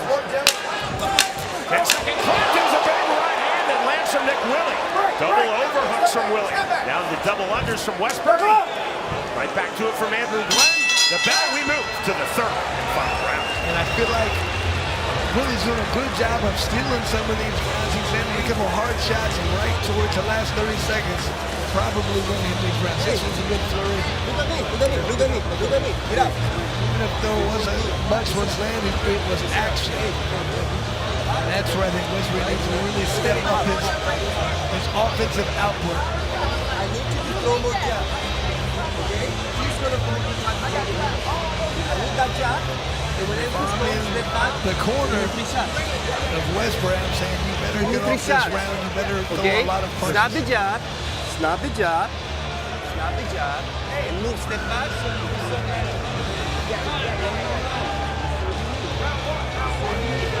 Catch him. Catch him. Yeah, you got this. Andrew Glenn calling both fighters up to scratch for the third and final round of this light heavyweight bout. Third and final round underway. You see that high, tight striking guard of Nick Willey. Trying to walk forward to the inside.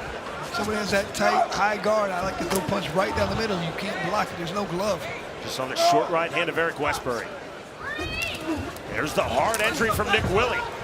Hard overhook defensively from Westbury. That's a clever turn from Westbury. Again, derisively almost pushing away Nick Willey for the reset. Circling out is Eric Westbury. Very high, tight striking guard of Nick Willey. Westbury trying to stay more fluid, more loose with his guard. Change feint from Willey. 20 remaining third and final round. Overhand right from Westbury, trying to time the entry of Nick Willey. Willey now successful in this entry. Half-time glove snatched by Westbury. Driving pressure to the inside now. Heavy front shoulder from Nick Willey. Willey left hand to the body, left hand to the head.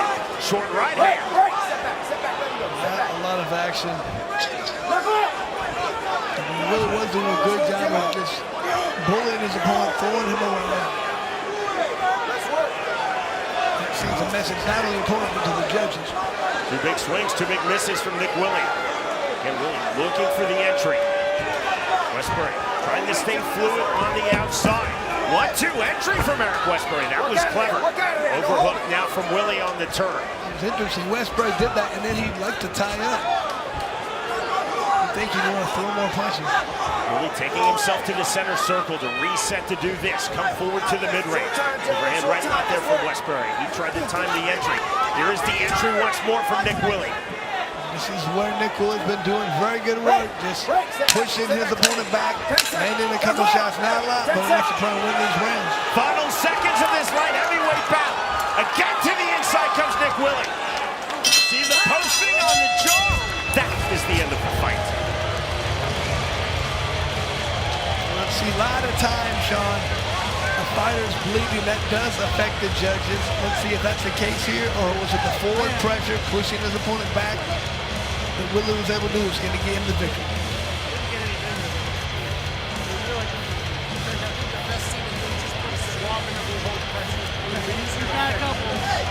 Nick Willey versus Eric Westbury, going the distance.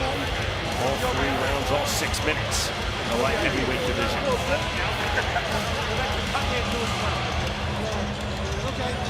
Willey in our fighter meeting said, and again, he has an outstanding grappling pedigree, Brazilian Jiu-Jitsu black belt.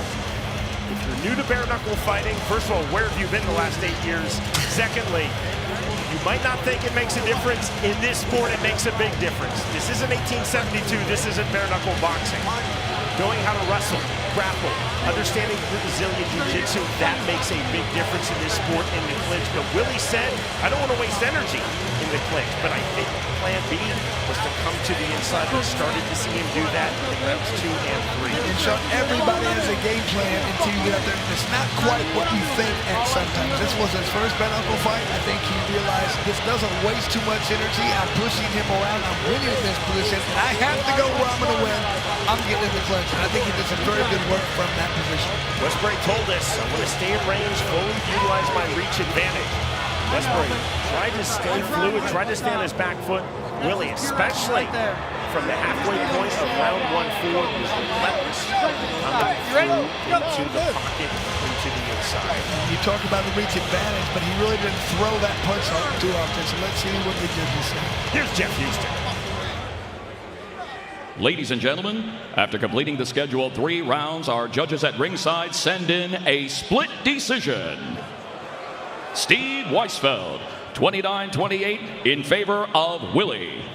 Glenn Feldman, 29-28 in favor of Westbury. And Nick Behrens, 30-27 to the winner by split decision. Nick, the groundskeeper, Willie!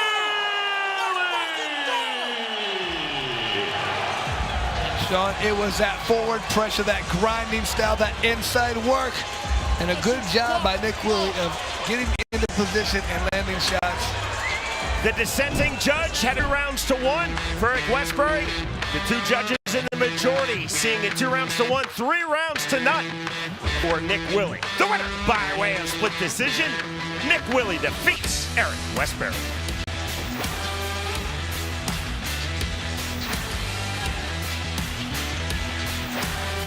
At 165 pounds, Pat Sullivan versus Ruben Arroyo. The numbers presented by Twisted Tea. All right, 6'1" to 5'7", advantage, Pat Sullivan. However, a 3-inch reach advantage as well. He must utilize every inch of that, staying outside, making Arroyo pay for coming inside.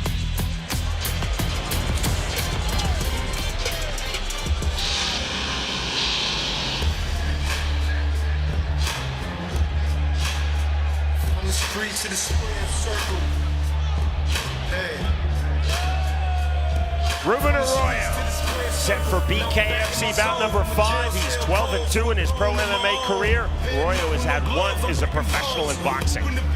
Arroyo told us in our fighter meeting, I'm going to be extremely smart, extremely calculated. I'm really going to have proper punch selection throughout. He wants to get inside, Sean. He feels like it's extremely important for him to land the first hard shot to set the tone for the entire night. Arroyo also said, I'm going to be very active with my 1-2s. I want to continually throw straight punches, and I want to properly pace myself in this fight. I said he wants to get inside, but sometimes he wants to let his opponent come forward, counter him, and then work his way inside. Trying to be smart in this fight. He's gotten to learn after his last 2 bare knuckle fights. This is more about being smart and picking your shots. Of his opponent in this welterweight bout, Pat Sullivan, Ruben Arroyo said, I know Sullivan throws a lot of hooks. I cannot move laterally into those hooks. And he has to make sure he's calm in this fight, make sure he's precise with his punches, and really has his defense on point.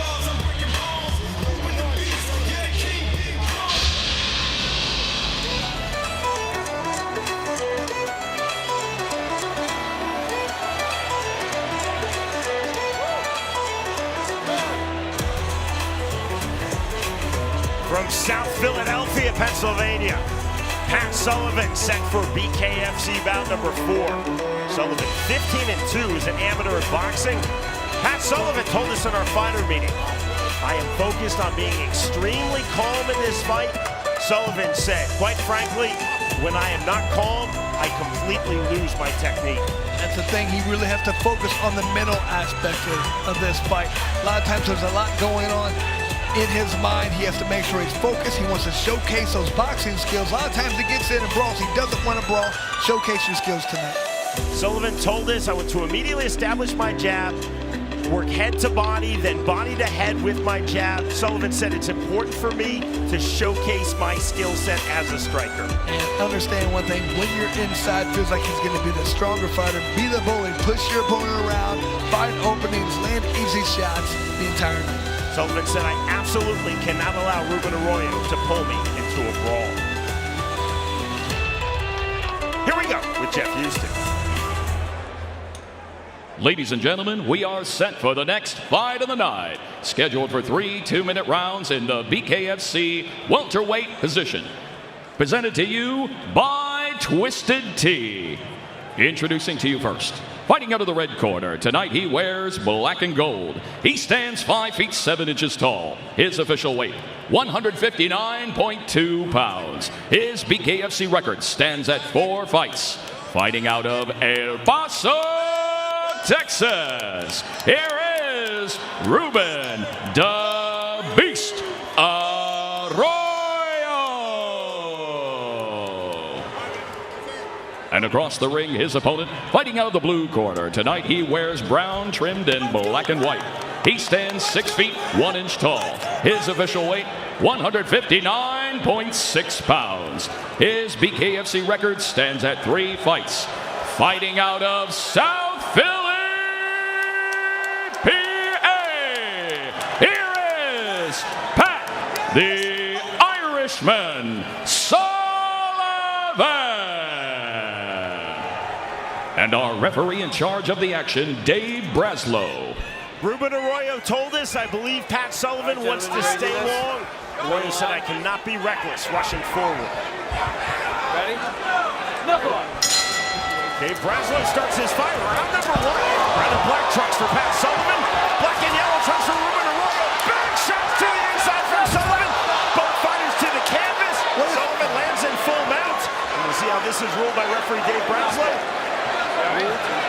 As a double slip. I mean, Sullivan was landing hard shots. He didn't need to try and throw his opponent down. He needed to calm down. He talked about being calm. Arroyo to the mid-range. Left hook on the entry. Short right hand. Step in right hand from Arroyo.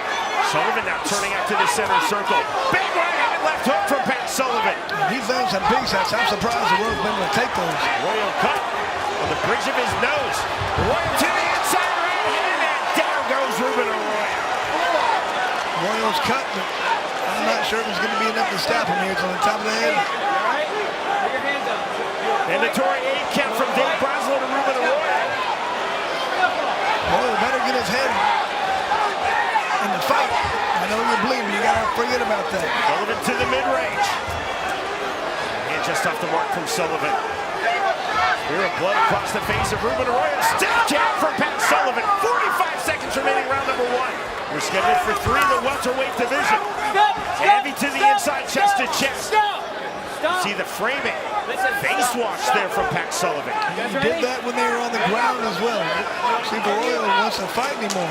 Arroyo talking to Dave Braslow. He does not want to continue. And victory number 2 in BKFC for Pat Sullivan. So sometimes when people start bleeding, it really throws them off. I feel like that's what happened with Arroyo in that fight.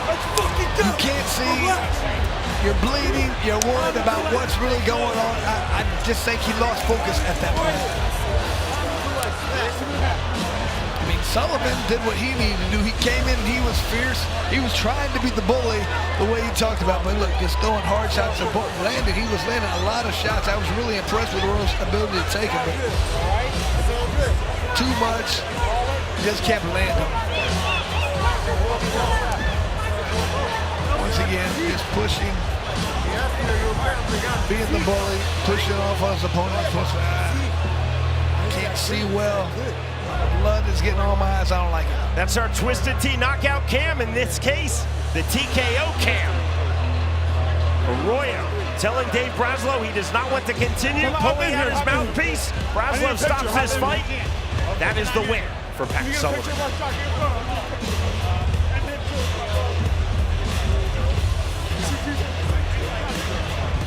Ruben Arroyo is always game. He always comes forward with heavy pressure. Pat Sullivan told us, I have to stay calm. I lose my technique when I'm not calm. Sullivan remained calm under heavy pressure from Arroyo. He kept his technique. He landed clean technical punches with power. And Sean, this sport is amazing how much it's about just experience and ring time. Pat hasn't had that much. The more he gets in, the better he will be. If he can continue to progress like this, he can be a factor, but he just has to get more ring time in my opinion.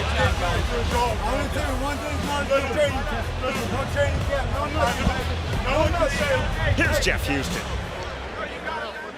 Ladies and gentlemen, our referee in charge, Dave Braslow, steps in calling a stop to the fight at 1 minute 33 seconds, round number 1.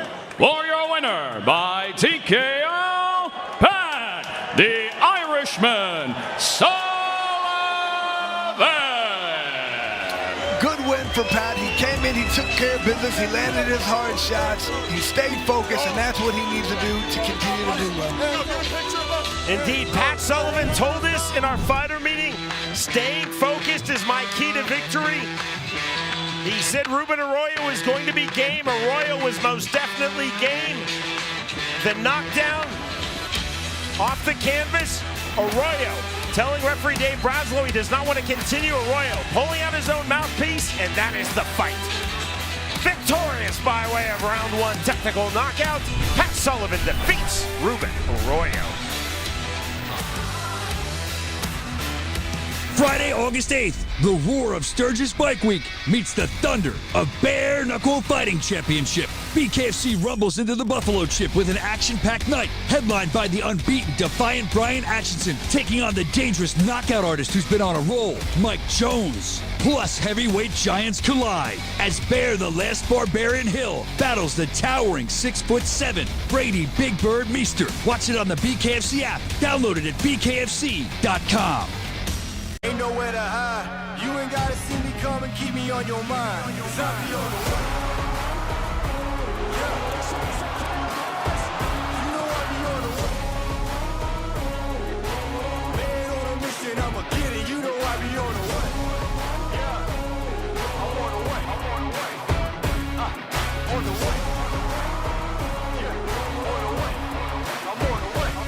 I'm on the way.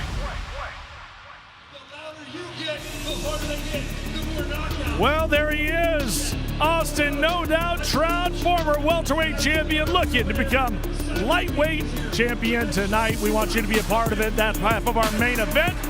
Scan the QR code on screen. It's all on DAZN, the global home for boxing. Taking on the great Ben Bonner. The Bomber is ready to come into Philly and take that title right back across the pond into the UK. And here we are in the city of Knuckles and Blood. BKFC Liberty Brawl is brought to you by Bucked Up. Feel like $1,000,000. iHeartRadio. Ball Boys. The world's creamiest stout, Orange Irish Stout. And Twisted Tea. Final prelim fight coming up here. It is a one-round war. It's a prelude to BKFC Fight Club. Let's take a closer look. Bare Knuckle Fight Club.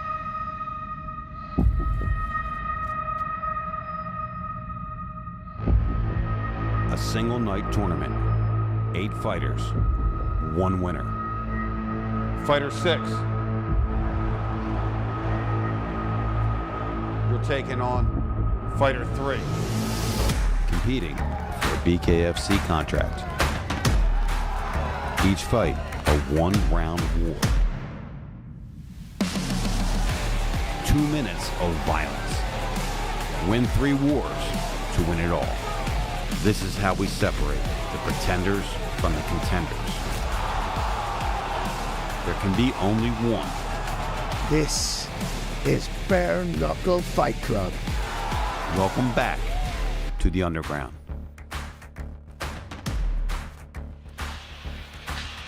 BKFC Liberty Brawl in the home city of Bare Knuckle Fighting Championship, Philadelphia, Pennsylvania. It is also the home city of our Bare Knuckle Fighting Championship founder and CEO, David Feldman.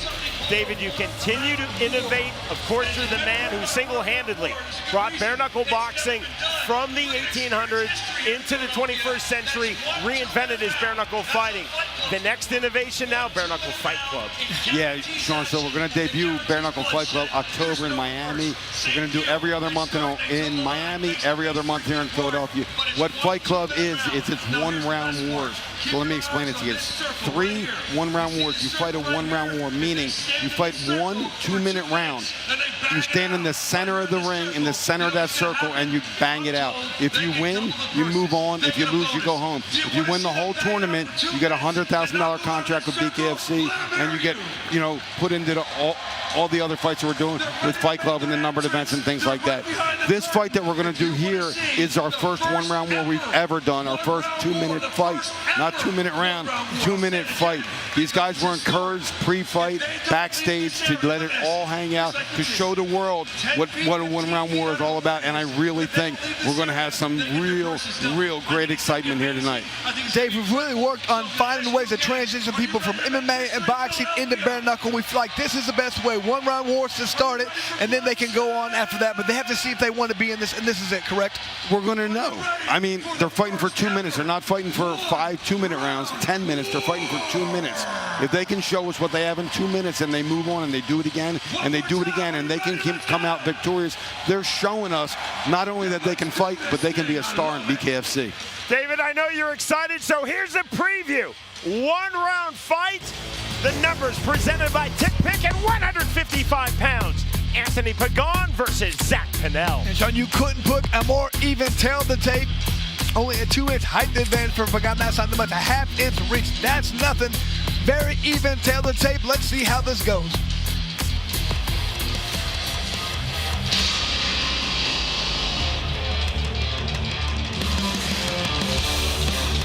This is fight number 7, the Bare Knuckle Fighting Championship for Zach Pannell. He's also had 1 in pro boxing. Pannell told us in our fighter meeting, my mindset has most definitely changed for this scheduled one-rounder. Pannell said, I want to stand in the center circle and exchange. If I win, great. If I lose, not so great.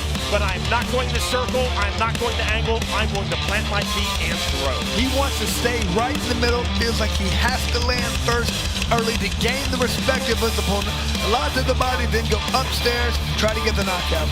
Pannell also told us, because I only have 2 minutes maximum, I am going to throw every single punch with full power. I'll work body, head, and then head to body on my opponent, Anthony Pagan. Feels like he has more power and he needs to utilize that. He's stand in the middle, he's trained. He's not only trying to prove this to Dave Phelps, he wants to prove to himself that he belongs.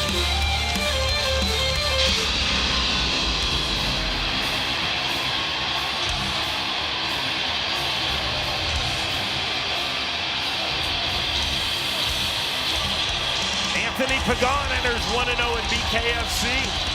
His debut came March of last year when he defeated Colin Reeser by first-round TKO. Pagan told us in our fighter meeting, my mindset has not changed for this scheduled one-rounder because regardless, scheduled for 1, 3, or 5, I'm coming for the first-round finish. Pagan has also had 8 as an Emmy in boxing.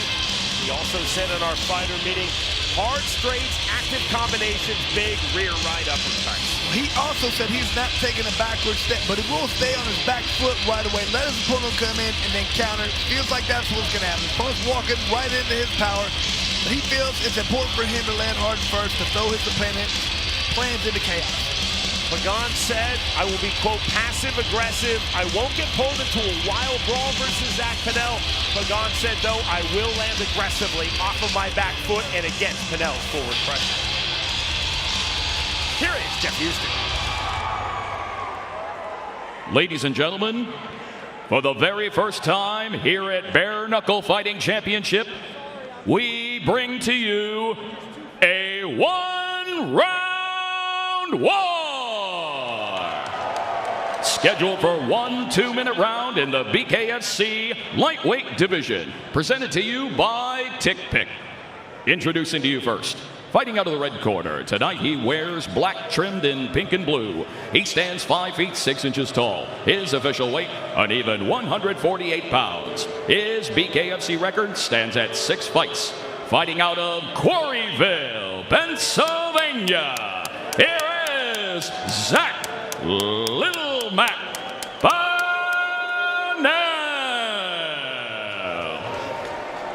And across the ring, his opponent, fighting out of the blue corner. Tonight he wears white and black.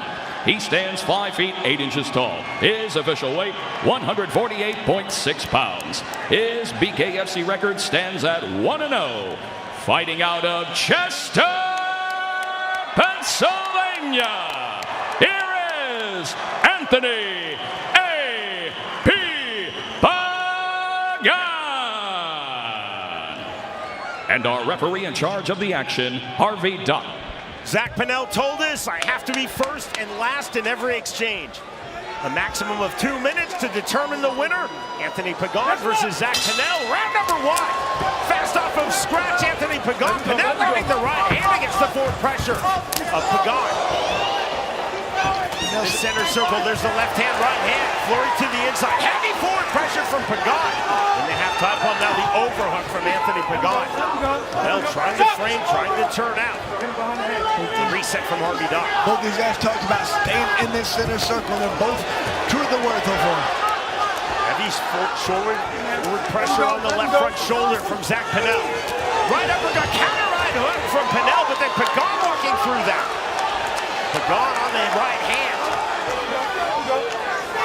20 remaining in this fight. To his knees goes Zach Pannell, and here's the count from Harvey Duck.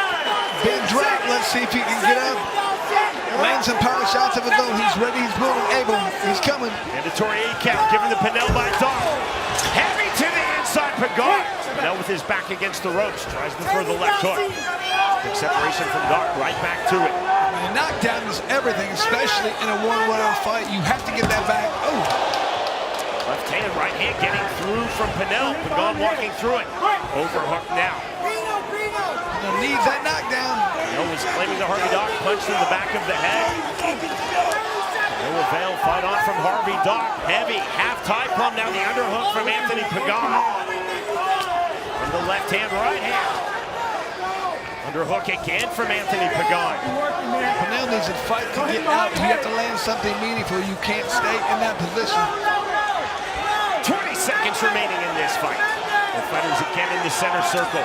On the long forward jab from PAGAN. Knockdown number 2. And down again. Will he get up? There's not much time. He has to know he's got to get something meaningful. There's only 10 seconds left. He's got to go for both. Final seconds of this fight. There is the bell. And that is the first scheduled one-rounder in BKFC history. A preview of things to come. BKFC Fight Club.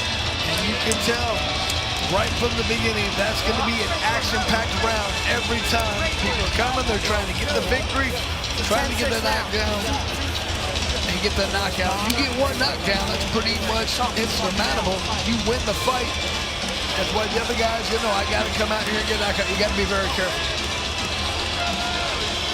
Great Eddie Alvarez, KFC veteran, UFC and Bellator 155-pound world champion in the corner of Anthony PAGAN.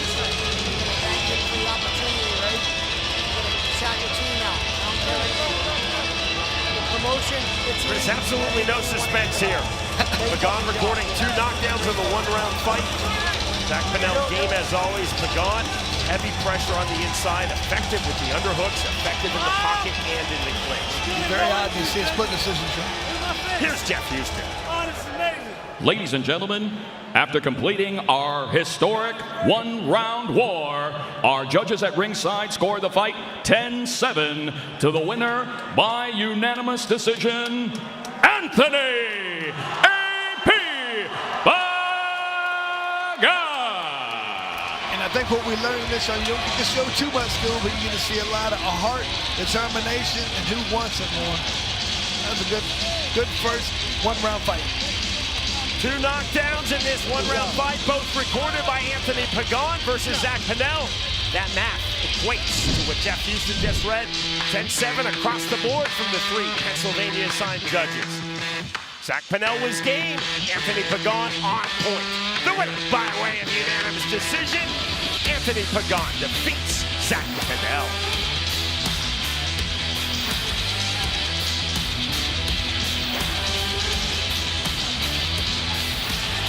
Moments away from our main card, BKFC Liberty Brawl. To watch our main card, scan the QR code on your screen.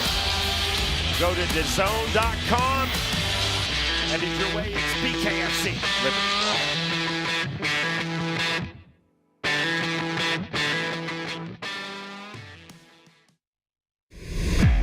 On On the eve of America's 250th birthday, the Summer of Violence Tour arrives at a city that helped shape a nation.